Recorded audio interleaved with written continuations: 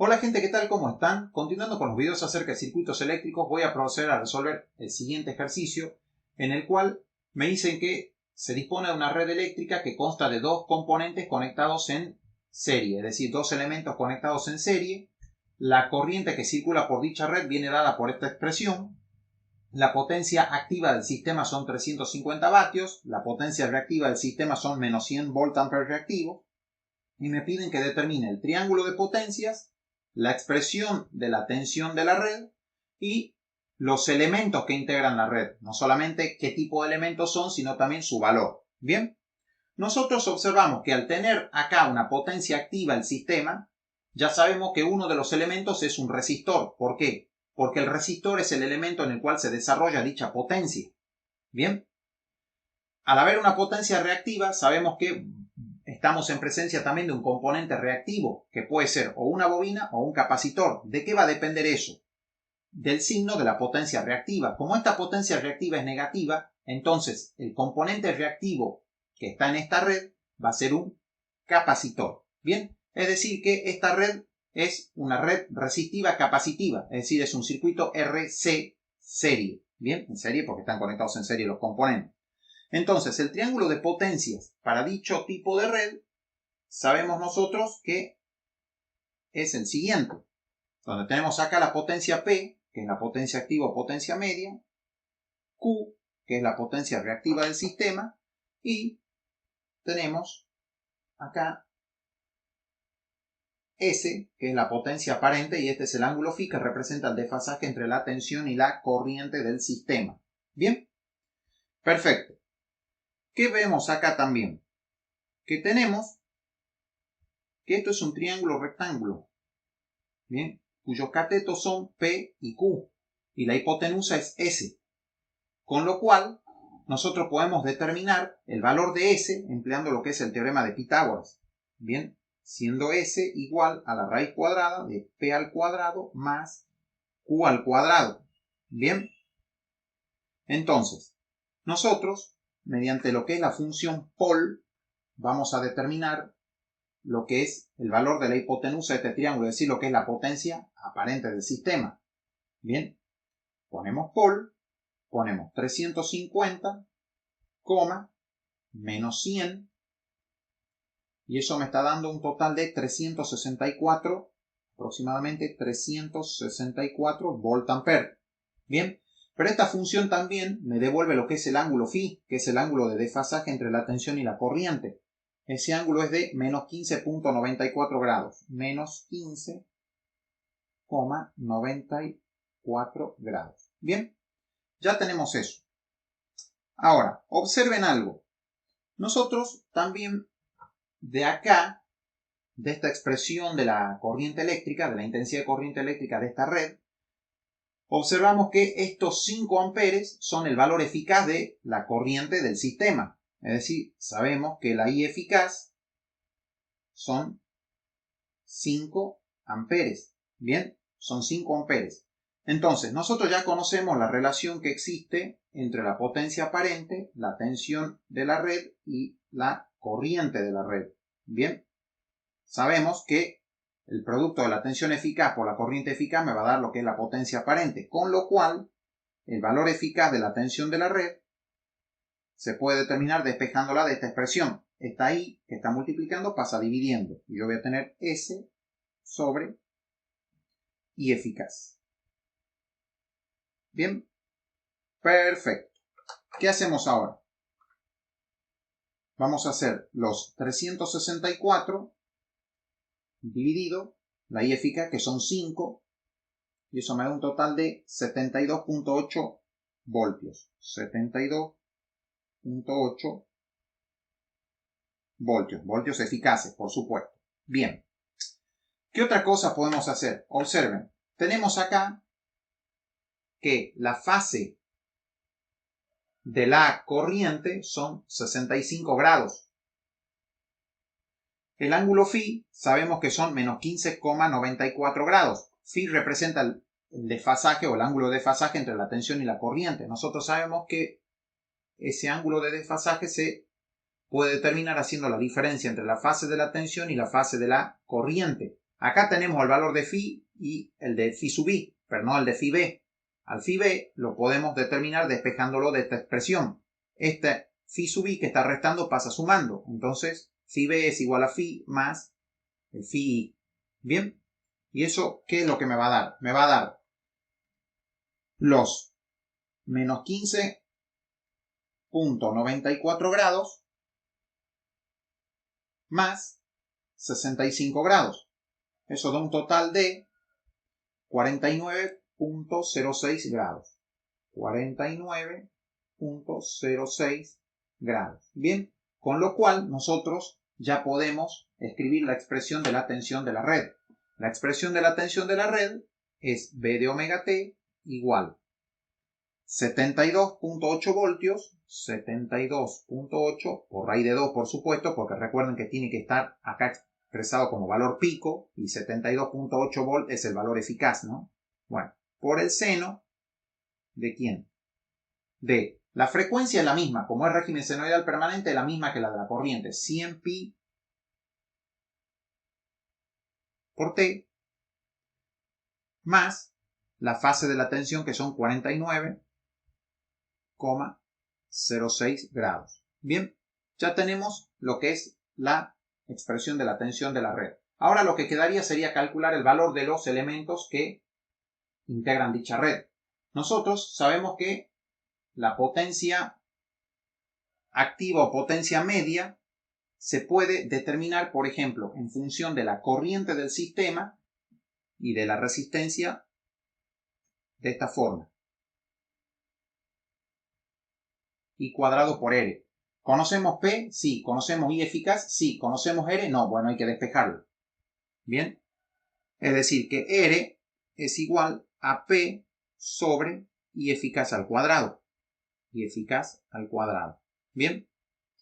Bueno. Entonces, ¿qué vamos a hacer? Vamos a hacer P, que son 350, dividido la I eficaz, que son 5 amperes, pero está al cuadrado. 5 al cuadrado son 25. Eso me da 14 ohms. Bien, tenemos 14 ohms de resistencia. Ahora, ¿cómo determinamos la potencia, por ejemplo, reactiva? Si bien también la conocemos a la potencia reactiva, pero en función de la corriente de red y de la reactancia del capacitor. Dijimos que este es un circuito RC, por ende, si acá tengo un resistor, acá tengo que tener un capacitor. Bien, la expresión es la misma, solo que acá cambia P por Q y R por XC. Bien. Con lo cual, la XC va a ser igual a Q dividido la corriente eficaz al cuadrado. Bien. Es decir, tengo que hacer los menos 100 dividido 25. Eso me da menos 4. Menos 4 ohms. Bien. Es decir, que yo lo que tengo es una reactancia capacitiva de menos J4 ohms. Pero bueno. Ahora, ¿qué sabemos nosotros de la reactancia capacitiva? ¿Qué sabemos de esa reactancia? Que es menos 1 sobre omega C. Bien. ¿Nosotros conocemos XC? Sí. ¿Conocemos omega? Sí, la conocemos. Son estos 100 pi de acá. Bien. ¿Conocemos C? No. Entonces hay que despejarlo. Entonces el valor de C se va a obtener despejándolo de esta expresión de acá. Va a ser menos 1 sobre omega XC. Bien. Es decir, va a ser menos 1 sobre omega, que son 100 pi. Todo eso por la XC, que es menos 4. Menos 4. Eso da un total de 795.77 microfarados. ¿Bien? Perfecto. Entonces, eso significa que mi red eléctrica es una red del tipo resistiva capacitiva, con un resistor de 14 ohms y un capacitor cuya capacidad es de 795.77 microfarados. Bien, otra cosa que podemos determinar de acá es lo que es el factor de potencia. El factor de potencia de la red. ¿Qué es el factor de potencia? es la relación entre la potencia activa o potencia media y la potencia aparente, es decir, que es P sobre S. P sobre S. Pero P sobre S, acá en este triángulo, es el coseno de phi. Porque estamos hablando cateto adyacente sobre hipotenusa, es el coseno del ángulo phi. Bien. Entonces, ¿qué me va a dar ese factor de potencia? Va a ser igual al coseno de menos 15,94. Coseno de menos 15,94. Y eso me da 0,961 en adelanto. En adelanto. ¿Por qué en adelanto? Es en adelanto de corriente respecto a tensión. Porque como esta es una red del tipo RC, la corriente adelanta la tensión. ¿Cuánto va a adelantar la corriente a la tensión? 15,94 grados. Es más, fíjense, la fase de la corriente son 65 grados y la fase de la tensión son 49,06 grados. Bien, la corriente está adelantando a la tensión. Bien, de esta forma quedaría resuelto este pequeño ejercicio. Lo que yo voy a hacer ahora es simularlo mediante el software Multisim para poder corroborar los resultados que yo acabo de calcular en este momento. Bien, me remito a eso en un rato. Bueno, gente, nos encontramos en el software Multisim, donde ya tengo armada la red en cuestión con los valores de los elementos que yo acabo de calcular hace un momento. También los tengo anotados acá a todos los datos, tanto, o sea, esto eran los datos, la corriente, las potencias, por ejemplo. Lo que yo determiné fue la expresión de la tensión, lo que es el ángulo de desfasaje entre tensión y corriente, el factor de potencia de la red y obviamente siempre hay que aclarar la frecuencia a la que estamos trabajando. Bien, frecuencia y periodo, por supuesto.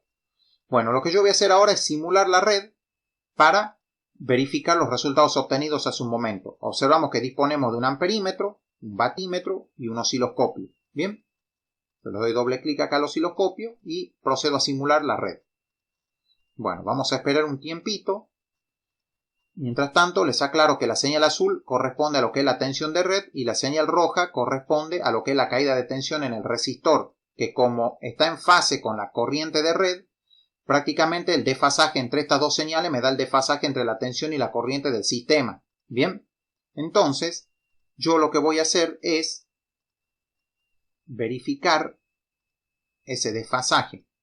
Bien, vemos que la señal roja adelanta al azul, lo que me da a entender que hay un adelanto de corriente respecto a tensión. Bien, primero vamos con los datos numéricos. Tenemos 5 amperes eficaz de corriente. 5 amperes eficaz de corriente. Bien, ¿qué más tenemos? 350.16 vatios. Teníamos 350 vatios, venimos bien. Tenemos 0.962 de factor de potencia en adelanto, por supuesto. 0.961, está bien. Y ahora lo que hay que ver es el desfasaje entre la tensión y la corriente. Bueno, eso que vamos a hacer es algo aproximado. Bien, yo voy a ubicar acá lo que es este cursor o esta marca voy a tratar de ubicarla en el valor donde la señal azul cruce por 0. Bien, a ver, tenemos 395 milivoltios. Lo llevamos a menos 19 milivoltios. ¿Ven? Menos 19 milivoltios aproximado. Esto está antes de que cruza por 0, pero igual me sirve. Y la otra marca la vamos a ubicar por acá. A ver, tenemos menos 800 milivoltios, menos 50 milivoltios. Acá tenemos la diferencia de tiempos. Es decir, el T2, que sería este, menos el T1, que es este de acá. Tenemos menos 886.889 microsegundos. Bien, lo vamos a anotar. Menos 886.889 microsegundos. 889 microsegundos. Bien, vamos a ubicar acá.